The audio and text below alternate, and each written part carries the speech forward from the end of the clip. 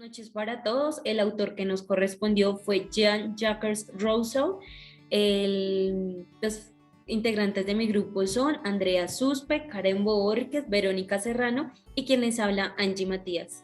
Bueno, Jean-Jacques Rousseau nació el 28 de junio de 1712 en Ginebra, Suiza, y falleció en Hermeneuil, Francia, el 2 de julio de 1778.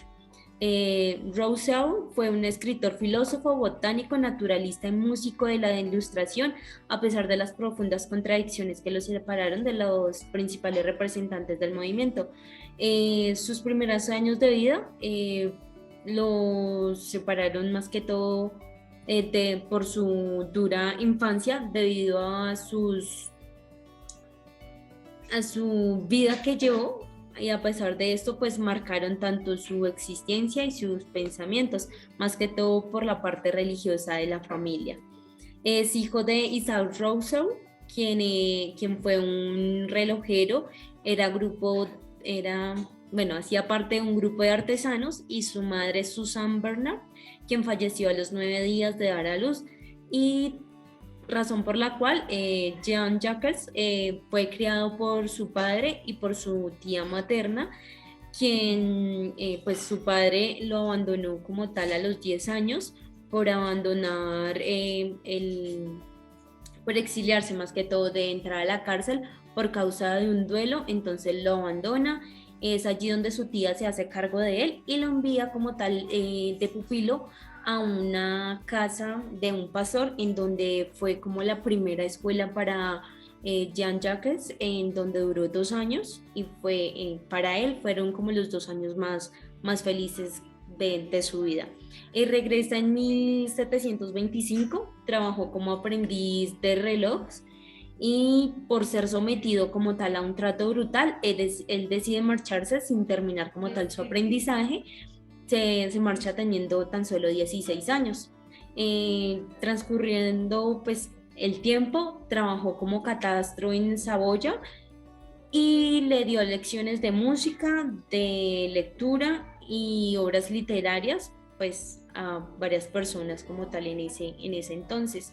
En 1745, con 33 años, vuelve a París, donde presenta a la Academia de Ciencias un proyecto concerniente a nuevos signos de la música, en donde este proyecto fue rechazado. Para este entonces él tenía como tal una esposa, bueno, una pareja, donde le daba estabilidad emocional, pero pues tienen una ruptura. Entonces ya para el año 1754, pues cuando regresa a Ginebra, él ya tiene otra pareja, que es Thérèse Lavasseur, quien fue una modista analfabeta con la que tuvo 5 hijos, en donde Jean-Jacques le inculcaba como tal a sus hijos sobre la maternidad pública. Ya al momento en que él regresa como tal a Ginebra, él intenta como readquirir sus derechos como ciudadano en Ginebra, entrando como en la reconciliación con el calvinismo, y escribió un discurso sobre la desigualdad entre los hombres, donde estaba en el discurso sobre el origen y los fundamentos de la desigualdad entre los hombres. Durante estos años, él iba escribiendo como tal sus obras: La Nueva Eloísa, El Contrato Social, Emilie, texto que fue publicado el 24 de mayo de 1762. Ya pasando como tal esto, pues escribió sus memorias, en donde iba escribiendo sus confesiones, y más que todo él se dedicaba como tal a escribir patrones que él iba viviendo día a día. Aún así, pues su salud mental no era muy buena, ya estaba un poco quebrada, tanto así que él creía en sí que él a todo el mundo veía como enemigo. Buenas noches. Dentro de sus obras principalmente se destacan 6. En ellas encontramos las más importantes, como La Nueva Eloísa. Esta se desarrolló en 1761. Esta pues hace referencia a una romántica historia de un amor trágico en la que el autor trata pues distintos problemas relacionados con la constitución de la familia. En esta obra pues hace un análisis profundo digamos del psique humano, y en ella pues apuesta por la autenticidad de la moral frente a los principios morales que la sociedad pues impone. Su segunda obra fue El contrato social. Esta obra se desarrolló en 1762. Fue una de las obras más importantes para Rousseau. Esta obra pues es un tratado de la filosofía política en la que él pues desarrolla su teoría del estado de naturaleza. El contrato social pues como tal sienta la base ideológica de la Revolución Francesa y aboga también por la voluntad popular frente al supuesto derecho divino. Pues también sirvió como para el fundamento al liberalismo clásico por su, digamos, como tal, por su visión al individuo.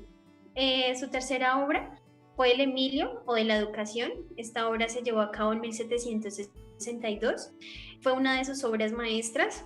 Emilio pues es un tratado sobre educación en el que además de exponer su teoría pedagógica, critica pues como tal la opresión que caracteriza al sistema educativo de la época, y fue pues una obra fundamental en la construcción de una sociedad democrática. Su cuarta obra fue Confesiones. Esta obra se llevó a cabo en 1782. Más que todo se trata sobre una obra autobiográfica en la que pues él realiza un viaje a su propio interior, y en donde descubre pues también sus aspectos más profundos, sus conflictos morales y sus valores, también pues sus principios sensuales y emocionales. Su quinta obra fue Ensoñaciones de un paseante solitario. Esta obra se llevó también a cabo en 1782. Esta obra pues tiene que ver con la literatura introspectiva en la que él pues en la que como confesiones analiza su vida y sus emociones, también su personalidad. Esta obra pues se publicó después de que él falleciera. Y ya finalmente su obra, que fue La Botánica. Esta es una obra que digamos como tal se desarrolló y habla sobre el tratado de la botánica. Describe como tal el jardín del hombre, que pues canaliza a la vez al humanista y todo lo relacionado con la botánica como un aspecto útil y placentero. De Social Contract. El contrato social inició en 1743 cuando era secretario de la Embajada de Venecia. De ahí inicialmente se quería generar como tal un amplio volumen que hablara sobre las instituciones políticas. Y terminó convirtiéndose como tal en un pequeño extracto que Rousseau tituló como El contrato social o Principios de derechos políticos, y lo publicó en 1762. Durante ese tiempo tuvo el discurso sobre la ciencia y las artes, que fue en 1750. Allí habló sobre el carácter irreconocible de la naturaleza y la cultura, donde nos dice que la ciencia y las letras no han promovido las luces de la humanidad, sino que han envilecido, oprimido más sus cadenas.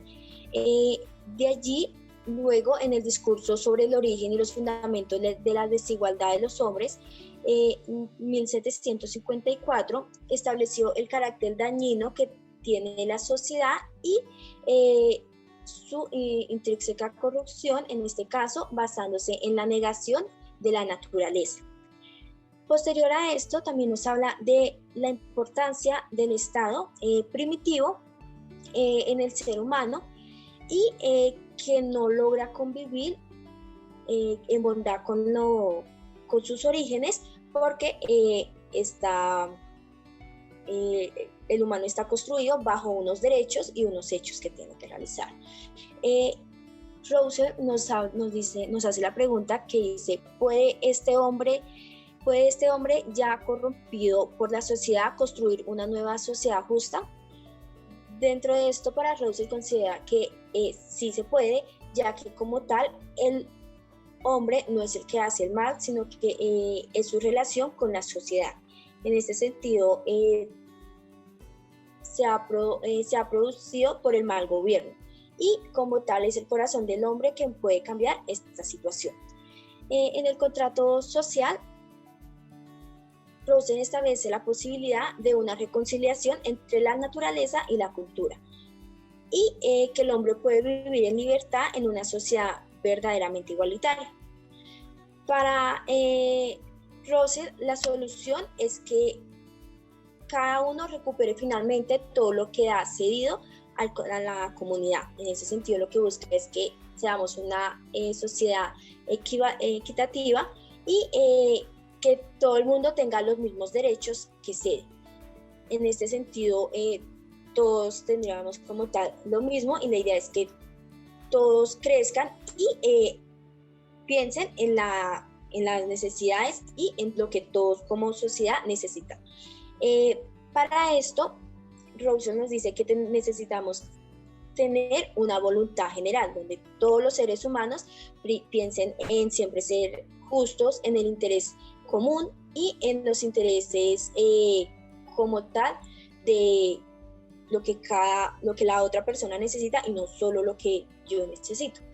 En este sentido, se lograría como tal una voluntad general y sería la única forma y la forma legítima de una autoridad del Estado. Buenas noches. Para seguir, digamos, del diálogo que venía la compañera, también Jan habla sobre la soberanía. La soberanía, a diferencia de todas las monarquías absolutas o de toda la forma de poder autocrático, con el ejercicio de la voluntad general de la soberanía, residiría en el pueblo. Esta soberanía es, por lo tanto, absoluta, dado que no depende de ninguna otra autoridad política, no estando limitada nada más que por sí misma, y es inalienable, dado que la ciudadanía atentaría contra su propia condición si renunciara a lo que es expresión de su propio poder. Y finalmente es indivisible, ya que pertenece a toda la comunidad, al todo social y no a un grupo social ni a un estamento privilegiado. El pueblo partícipe de la soberanía es también al mismo tiempo súbdito y debe mantenerse a las leyes del Estado, que es el mismo pueblo. En el ejercicio de su libertad se concilia a sí mismo la libertad y obediencia mediante la ley, que no es sino creación de la voluntad general y el alma del cuerpo político del Estado. La cuestión de quién dicta las leyes la resuelve Jean Rousseau con la figura del legislador, que será el mecánico que inventa la máquina. Los principios de lo que se ha hablado hasta el momento constituyen las ideas básicas de los dos primeros libros del contrato social. Parten de una situación histórica y sirven para diseñar la hipótesis jurídica del tránsito del estado natural o el estado civil, de forma tal que el hombre pide a su libertad natural, pero gana la libertad civil. Y circunscrita también a la voluntad general, y la igualdad natural no queda destruida por una sociedad como tal, sino es reemplazada por la igualdad moral como tal. Ya para finalizar, queremos compartirle una frase endémica de Jan, que es: "No one can be happy if they don't appreciate themselves". Gracias.